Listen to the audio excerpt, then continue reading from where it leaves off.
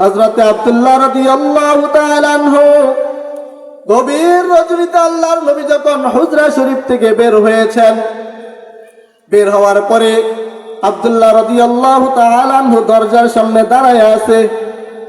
নবী মুহাম্মদুর রাসূলুল্লাহ যখন বের হবে, বের হওয়ার সঙ্গে সঙ্গে সালাম দেয়, আসসালামু আলাইকুম ওয়া রাহমাতুল্লাহ।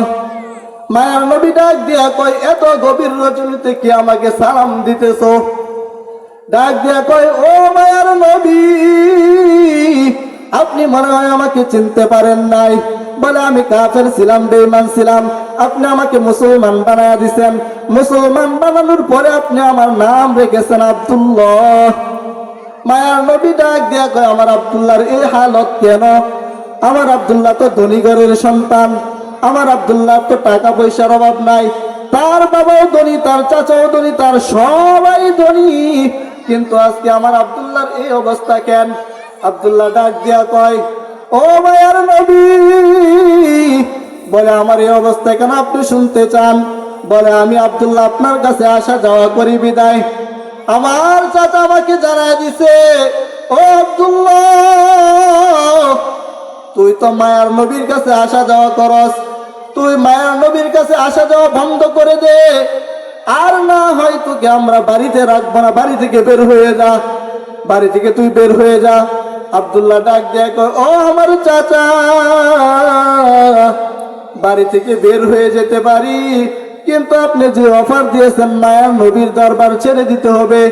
বলে, আমি সব ছাড়তে রাজি আছি, আপনার বাড়ি কেন, যদি বলেন তামাম পৃথিবী ছেড়ে দিতে হবে, আমি আব্দুল্লাহ ছেড়ে দিতে রাজি, কিন্তু একটা মুহূর্তের জন্য আমি বিশ্ব নবীর দরবার ছাড়তে পারবো না। আল্লাহু আকবার!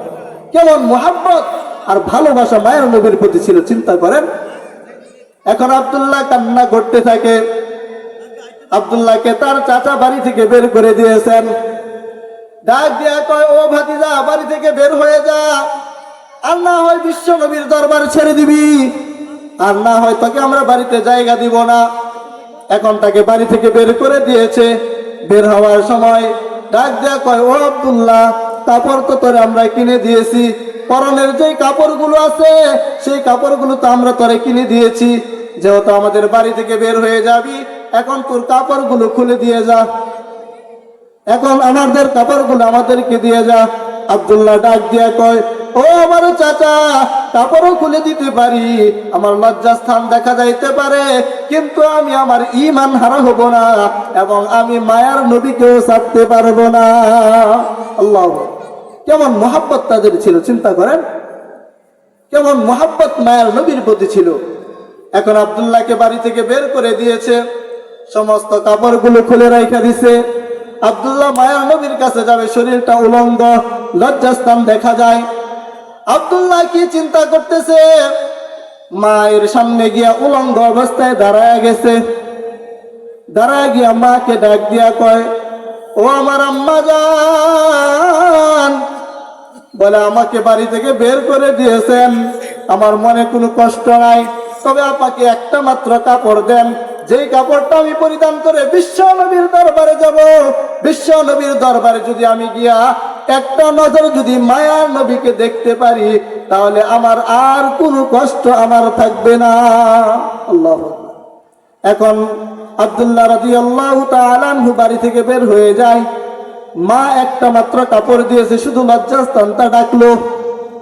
ডাইকা যখন মায়ার নবীর কাছে গেল, মায়ার নবী এই ঘটনা শোনার পরে চোখের পানি ঝরতে থাকে। মায়ার নবী ডাক দিয়া কয়, রে আব্দুল্লাহ,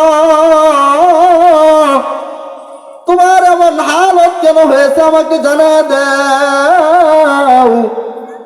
আব্দুল্লাহ কয়, ও মায়ার নবী, কিভাবে আপনার কাছে আমি বলি? কষ্টের কথা, আমার মা আমাকে বাড়ি থেকে বের করে দিয়েছেন, আমার চাচা আমাকে বাড়ি থেকে বের করে দিয়েছেন, বের হওয়ার সময় আমার সব কাপড় খুলে রাখা দিছে, এখন আমি একটা মাত্র কাপড় পরে আপনার দরবারে আসছি, আর গভীর রজনী থেকে আমি দাঁড়ায় আছি, কখন আপনি নবী বের হবেন, আমি আপনার চেহারা মুবারকটা একটা নজর দেখব, আপনার চেহারা মুবারক যদি একটা নজর আমি দেখতে পারি, তাহলে আমার আর কোনো কষ্ট থাকবে না। আল্লাহু আকবার! এভাবে আব্দুল্লাহ যখন দাঁড়ায় আছে, এখন মায়ার নবী ডাক দিয়া কয়, ও আব্দুল্লাহ, তোমাকে বাড়ি থেকে বের করে দিয়েছেন, তোমার সব কষ্ট দূর হয়ে যাবে, তুমি আমাকে জানা দাও যে তোমার কি আকাঙ্ক্ষা আছে, আমি তোমার আকাঙ্ক্ষা পূর্ণ করিয়া দিব। এখন ওই সাহাবী মায়ার নবীকে ডাক দিয়া কয়, ও মায়ার নবী, বলে আমি আপনাকে জানাইয়া দিলাম, আপনি তো আমাকে বলেছেন কোন ব্যক্তি যদি শাহাদাতের মৃত্যুবরণ করে, কেউ যদি আল্লাহর রাস্তায় শাহাদাত বরণ করে, তাহলে ওই বান্দা নাকি কিয়ামতের ময়দানে কোনো জবাবদিহিতা করতে হবে না, বিনা হিসাবে নাকি জান্নাতে যাবে। আমার মায়ার নবীকে আব্দুল্লাহ ডাক দিয়া কয়, ও মায়ার নবী, আপনি আমার জন্য আল্লাহর দরবারে একটু দোয়া করে দেন, আমার আল্লাহ যেন আমার শাহাদাতের তামান্নাকে কবুল করে নেয়। মায়ার নবী চোখের পানি ছেড়ে দেয়, চোখের পানি ছেড়ে দিয়ে এইভাবে দুইটা হাত আমার মালিকের কাছে উঠায় দেয়, উঠায় দেয়া ডাক দেয়া কয়, রে মালিক, আপনার বান্দা আব্দুল্লাহ শুধু বলেছেন যাতে করে তার শাহাদাতের তামান্নাটাকে আপনি কবুল করে নেন।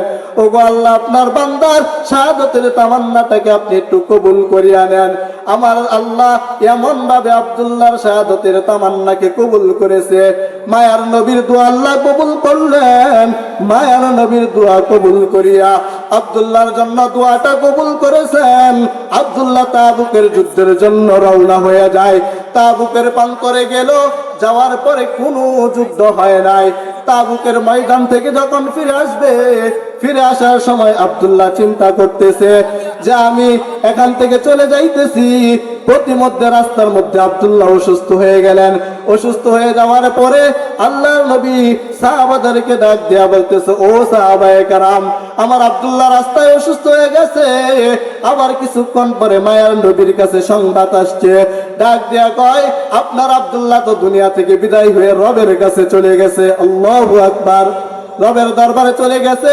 আমার মায়ার নবী সাহাবায়ে কেরামকে ডাক দিছে, ডাক দিয়া কয়, ও সাহাবায়ে কেরামের দল, তোরা আমার আব্দুল্লাহর রাস্তা থেকে গিয়ে নিয়ে আস, আইসা আমার আব্দুল্লাহরে গোসল করা, আমি মায়ার নবী তার জানাজা পড়ায়া দিব। তাকে রাস্তা থেকে নিয়ে আসলো, আসার পরে গোসল করায়া দিল। আমার মায়ার নবী জানাজা পড়ায়া দেয়। জানাজা পড়ায়া দেওয়ার পরে লাশটাকে কাঁধের মধ্যে নিয়ে যাই। আল্লাহ রাসূল পিছনে কান্না করে মায়ার নবীর চোখ দিয়ে পানি ঝরে, আর লাশের পিছনে যাই। কবরের কাছে যখন গেলেন, যাওয়ার পরে মায়ার নবী সাহাবাদেরকে ডাক দিয়া কয়, ও সাহাবায়ে কেরামের দল, তোরা কেউ আমার আব্দুল্লাহর কবরে নামবি না। অর্থাৎ আমি বিশ্ব নবী, আমি মায়ার নবী, আমি স্বয়ং আমার আব্দুল্লাহর কবরে নেমে যাব। সুবহানাল্লাহ। মায়ার নবী যখন বললেন তোরা কেউ নামবে না, আমি তার কবরে নামবো, এ নবীর উম্মতের দল কতটুকু মায়া মোহাব্বত ছিল চিন্তা করে দেখেন। কবরের মধ্যে কোনো সাহাবীকে নামতে দেয় নাই, আমার মায়ার নবী স্বয়ং কবরে নামলেন। নামার পরে সাহাবায়ে কেরামকে ডাক দিয়া কয়, ও সাহাবায়ে কেরামের দল, নে আমার হাতের মধ্যে আব্দুল্লাহর লাশটাকে দিয়া দে। আমি বিশ্ব নবী, আমার কুল থেকে আমি আব্দুল্লাহকে আল্লাহর কুলে স্থানান্তরিত করব। সাহাবায়ে কেরাম যখন লাশটা এইভাবে দিয়া দিছে, দেওয়ার পরে আমার আব্দুল্লাহ এইভাবে লাশটাকে উপরের দিকে করছে, করার পরে ডাক দিয়া কয়, ও দয়ার মালিক, আমার কুল থেকে আমি আপনার কুলে আব্দুল্লাহকে রাখতে চাই। আমি আমার আব্দুল্লাহর প্রতি বিশ্বনবী খুশি হয়ে গেলাম। ও দয়ার মালিক, আপনি আপনার বান্দা আব্দুল্লাহর প্রতি খুশি হয়ে যান। সুবহানাল্লাহ।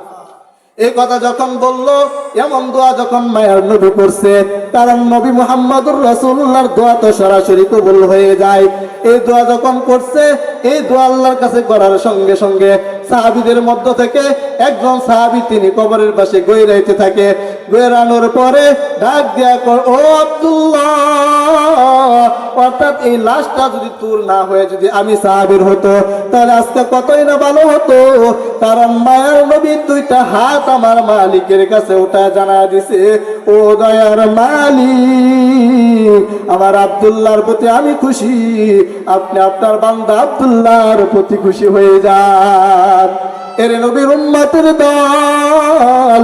এখন চিন্তা করেন মায়ার নবীর প্রতি কত ভালোবাসা ছিল, সাহাবীদের কি পরিমাণ নবীকে ভালোবাসছে, আর আপনার আমার আজকে কি পরিমাণ ভালোবাসা? কোনো ভালোবাসা নাই, নামাজেরও খবর নাই, রোজারও খবর নাই, পর্দারও খবর নাই, সব ছেড়ে দিয়েছি।